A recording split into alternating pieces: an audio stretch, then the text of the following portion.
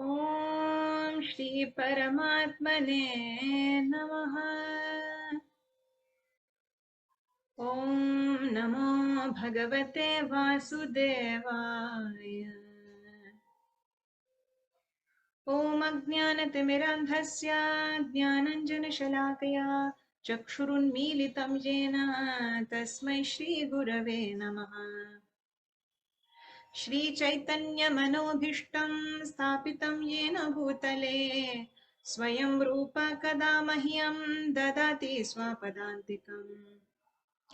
वन्देऽहं श्रीगुरोः श्रीयुतपदकमलं श्रीगुरून् वैष्णवंश्च श्रीरूपं साग्रजातं सहगणरघुनाथान्वितं तं सजीवम् साद्वैतं सावधूतं परिजनसहितं कृष्णचैतन्यदेवम् श्रीराधा कृष्णपादान् सहगणललिता श्रीविशाखान्वितांश्च। हे कृष्ण करुणा सिंधो दीनबंधो जगत्पते गोपेश गोपिका कांत राधा कांत नमोस्तुते। तप्त कांचन गौरांगी राधे वृंदावनेश्वरी वृषभानुसुते देवी प्रणमामि हरिप्रिये। वंशकल्पतरुभ्यश्च कृपा सिन्धुभ्य एव च पतितानां पावनेभ्यो वैष्णवेभ्यो नमो नमः। जय श्री कृष्ण चैतन्य प्रभु नित्यानंद श्री अद्वैत गदाधर श्रीवासादि गौर भक्त वृंद। हरे कृष्ण कृष्ण कृष्ण हरे हरे हरे राम राम राम हरे हरे।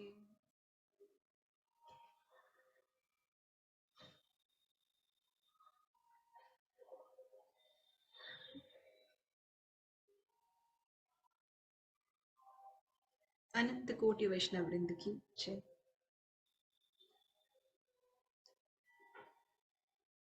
नमो विष्णुपादाय कृष्णपृष्ठाय भूतले श्रीमद्भक्तिवेदान्त स्वामिनिति नामिने नमस्ते सारस्वती देवी गौरवाणी प्रचारिणे निर्विशेष शून्यवादी पाश्चात्य देशधारिणे। हरे Krishna. A very warm welcome to all of you, all the dear devotees. My respectful obeisances to all of you and all the members of Anavinda Sangeeta Ashram.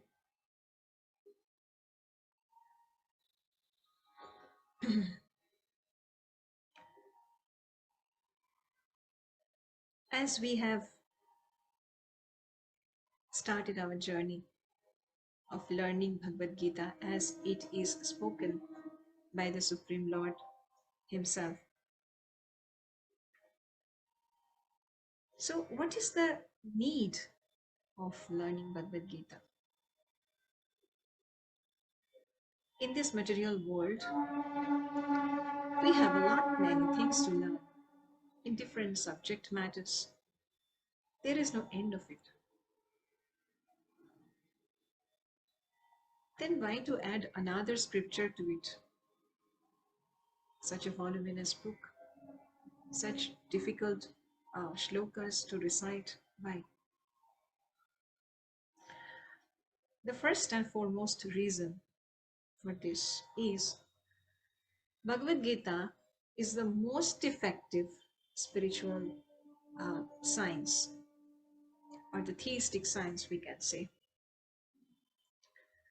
The most effective and spiritual science are the theistic science because it was directly spoken by the Supreme Personality of Godhead, Shri Krishna,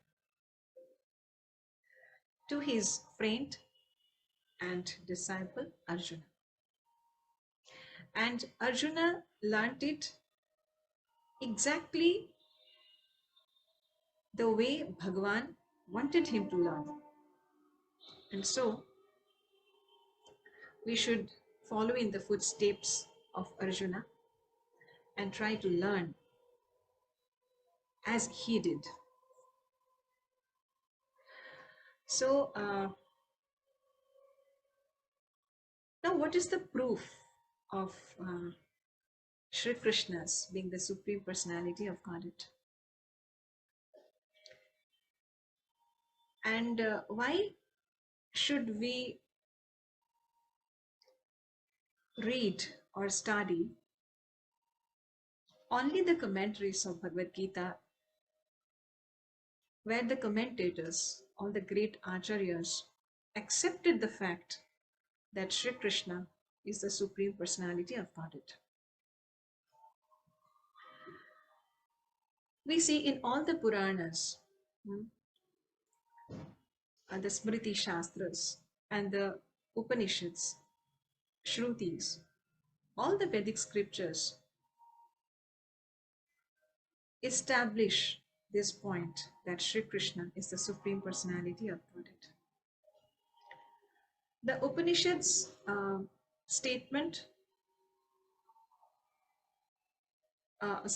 are indirect, whereas the Puranas directly establish this fact. As we see in Bhagavat Mahapurana or Śrimad Bhagavatam, in the first canto, chapter 3, text 28, it is said that Ete Cham Shakala Pumsaha Krishnastu Bhagavan Swayam Indrari Vyakulam Loke Vridayanti Yugayuge. Krishnastu Bhagavan Swayam. The emphasis is on this line. Krishnastu Bhagavan Swayam. So Krishna is the Supreme Personality of Godhead Himself. And in Brahma Samhita also we see Brahmaji's stuti. Ishvara Paramah Krishna Satchidananda Vigraha Anadir Adir Govinda Sarvakarana Karana. Ishvara Paramah Krishna. He is the Supreme. So all these great scriptures establish this truth, undoubtedly and without controversy. And the commentators, all the great acharyas, like even the Shankaracharya, of course Ramanujacharya, Madhvacharya, Nimbarkacharya, Sri Chaitanya Mahaprabhu himself. So everybody accepted the truth. And not only that, Shri Bhagavan, Shri Krishna himself established this fact in Bhagavad Gita. Sarva dharman parityajya mamikam sharanam braja aham tvam sarva papibhya moksheshyam ma shucha. So don't think about all other religion, anything. Just surrender unto my lotus feet. And I am there to take care of yourself. So that was his assurance. So he himself, all the scriptures, Vedic scriptures, Shrutis, Smritis, and everything prove this truth, establish this truth, that Krishna is the Supreme Personality of Godhead, or Krishna is the Supreme Lord. Parameshwara. So when the Supreme Personality of Godhead, out of his compassion, teaches us the highest spiritual knowledge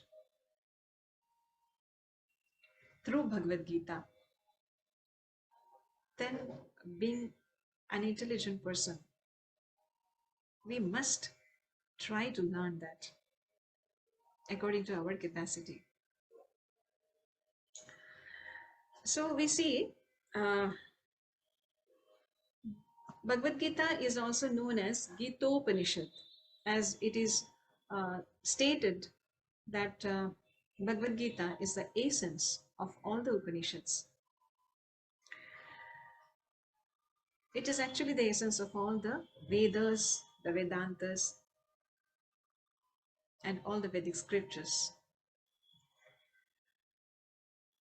And we see Bhagavad Gita, this particular term itself means the song of God.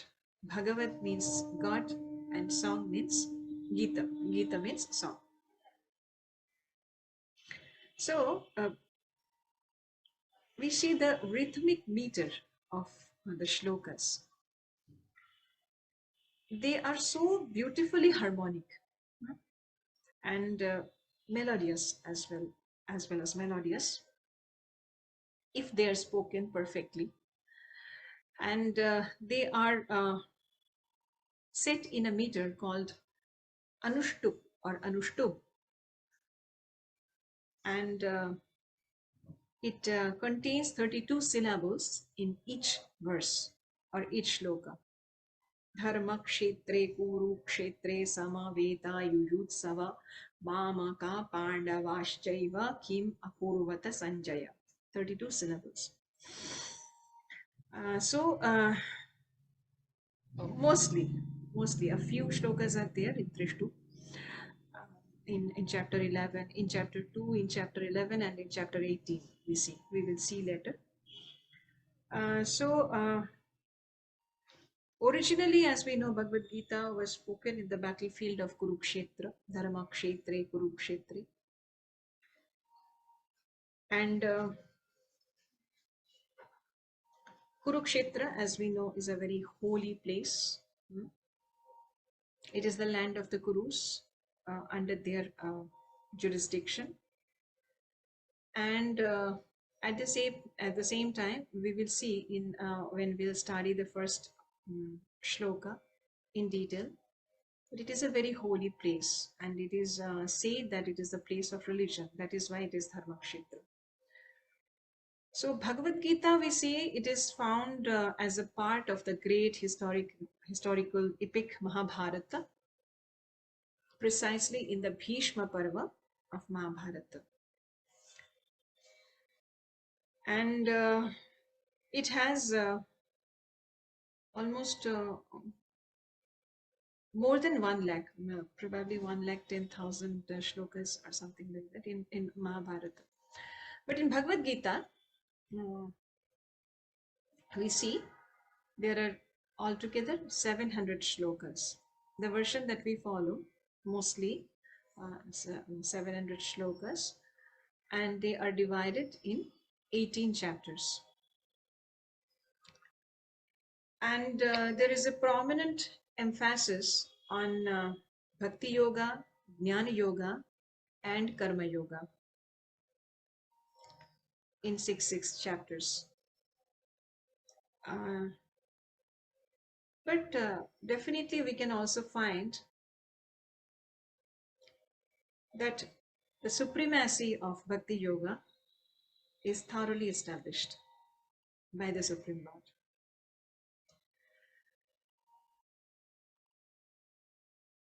Though Karma Yoga, Jnana Yoga are also good paths, it is not that they are not spiritual paths. They are spiritual paths, but Bhakti Yoga is the supreme of all the paths. Whether it is Karma Yoga or Jnana Yoga or even Dhyana Yoga, the path of meditation, that is also there. We will see in chapter 6, Dhyana Yoga. But mostly the content is divided into 3 parts. Mostly Bhakti, Karma, and Jnana.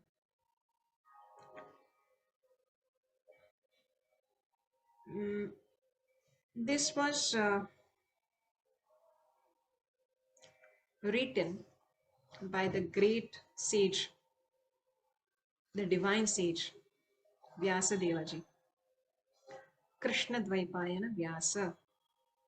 He was the son of Parashara Muni and Mata Satyavati.